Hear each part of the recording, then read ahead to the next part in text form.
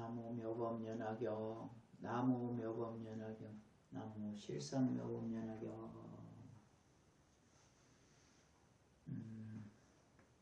불국사와 석굴암을 지은 김대승에 대한 이야기를 오늘 해보겠습니다. 신라 서울 서랍을 지금의 경주인 모량리에 가난한 경조라는 여인의 아들인 대승이를 데리고 부잣집인 보간의 집에서 분파리를 하면서 생계를 유지하고 가며 살았습니다. 그러던 어느 날 흥륜사의 정계스님이라는 스님이 이 집 저 집 시주를 다니다가 이 보간의 집에 시주를 왔습니다. 보간의 비운이 150피를 흔쾌히 시주하는 것을 대승이 바라보았습니다. 정계스님이 시주를 받고는 축언을 해줍니다. 보시를 좋아하시니 늘 천신이 도와주실 것입니다 하면서 시 일등만배라 한 가지를 보시하면 만배의 복을 얻는다고 이렇게 축언을 해주십니다. 대승은 그날 밤에 어머니께 오늘 흥륜사 스님이 와서 하나를 보시하면 만배를 얻는다고 하셨습니다. 우리는 전생부터 지어놓은 복이 없으니 내 생의 공공이 훤히 눈에 보이는 듯 합니다. 어머니 우리 재산 밭 세이랑 있는 거 흥륜사에 보시하여 내 생에 좋은 복을 받도록 하면 어떻겠습니까? 이렇게 어머니한테 말을 합니다. 어머니는 이 아들 대승이 말을 듣고 흔쾌히 승낙을 하고 가지고 있는 재산이라 해봐야 밭에 1항인데 정계스님께 시주하고 말았습니다. 그리고 얼마를 지나지 않아서 그만 아들 대승이 죽었습니다. 대승이 죽는 그날 그 국상 아주 나라의 부자를 국상이라고 한답니다. 이 국상 김물량이라는 사람 꿈에 나타나 어린 동자가 머리를 조아리면서 말을 합니다. 저는 저 모량리에 사는 김대승이라는 아이인데 국상님 내외분을 부모로 인연하여 태어나고 싶습니다. 어여삐 받아주십시오. 이렇게 말을 합니다. 국상은 하도 꿈이 너무 생생하고 신기하여 뒷날 사람을 보내 알아보니 과연 모량리에 경조집에서 아들이 죽어 장례를 치를 준비를 하고 있습니다. 국상은 돈과 쌀을 보내 장사를 치르게 하고 난 뒤에 다시 이 어머니에게 그러니까 꿈에 봤던 대상의 어머니에게 살 수 있도록 놈도 주고 밭을 주었습니다. 그리고 얼마 안 있어서 국상 부인이 잉태하여 아들을 낳게 되었습니다. 그런데 이 아들이 낳았는데 왼쪽 손을 쥐고 놓지를 않아요. 꽉 쥐고 놓지를 않습니다. 첫 1회를 지나고 나서 국상이 저 모량리에 경조 여인을 불러오도록 합니다. 그리고 이 아이가 경조 여인 말하자면 전생의 어머니가 오니까 보자마자 손을 놓는데 손에 대성이라는 글자가 써져 있습니다. 그래서 이 사람들이 하는 말이 전부 다 하나같이 윤회를 어찌 믿지 않으리까 이렇게 말합니다. 어려서부터 이 대성이는 총명하고 모든 사람들의 존경받고 전생의 어머니와 현생의 부모님을 오가면서 조금도 소홀함이 없이 효자 노릇을 잘했다고 명성이 높았답니다. 자라서는 관직에 오르고 나라에 충성하고 또한 무술이 아주 뛰어나고 무술을 좋아하여 나란 일이 없을 때는 사냥을 즐겨서 했더랍니다.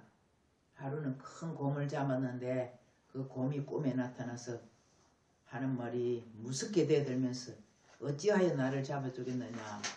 전생에도 나를 괴롭히더니 이 생에도 또다시 나를 죽여 이제부터는 내가 너를 괴롭히리라 이렇게 말합니다. 대승이 밤에 꿈에 얼마나 놀면서 놀랐던지 부르르 떨면서 네가 도대체 누구인데 나를 전생부터 원수라고 하느냐 이렇게 말하니까 곰이 하는 말 나는 모량리 부잣집에 보간의 딸 곰녀였다. 그때 너를 사모했으나 내가 신분이 다르다고 내 말을 듣지 않고 해서 내가 그만 오동나무에 목을 메어 죽었다. 그리하여 네가 사냥을 좋아하므로 다시 곰으로 태어나서 너를 만나 방가에 따라다녔는데 내가 나를 활로 쏘아 죽였으니 이게 어찌 원수가 아니 되겠느냐 이렇게 말하니까 대승이가 말합니다. 그렇다면 내가 너무 잘못했구나. 모르고 한지 어찌시니 용서해다오.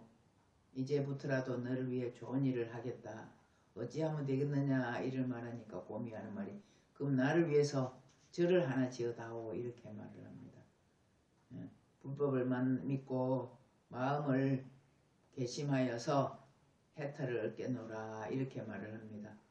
대승은 꿈을 깨고는 온몸이 땀이 젖어 이날 다시 전생의 어머니 모량리에 있는 어머니를 찾아가서 사실을 물어봅니다. 어머니 모량리 보관시 집에 딸이 죽었다는데 그런 일이 있었습니까?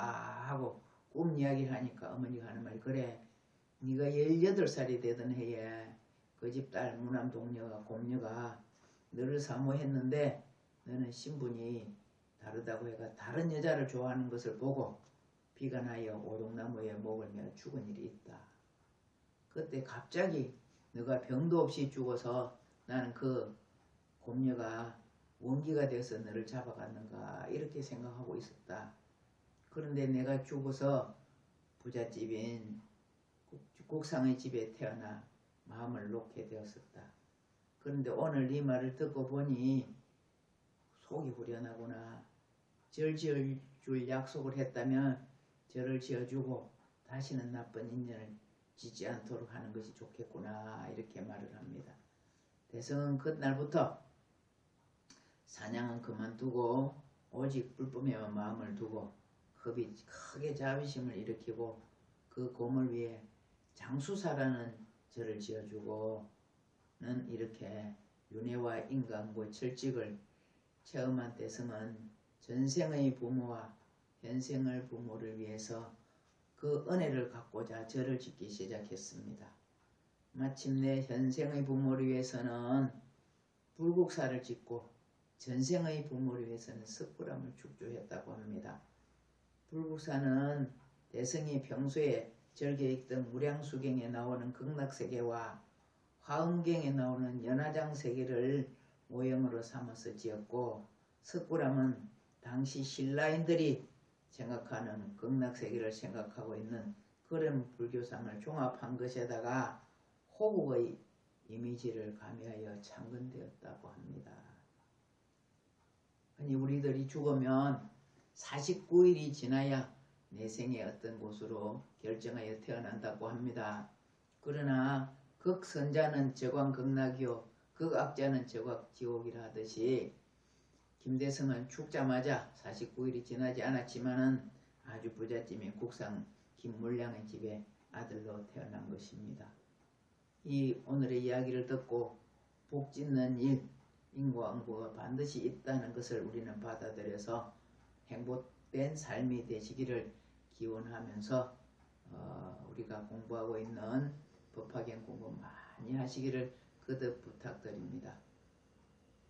나무 묘법연화경, 나무 묘법연화경, 나무 실상묘법연화경.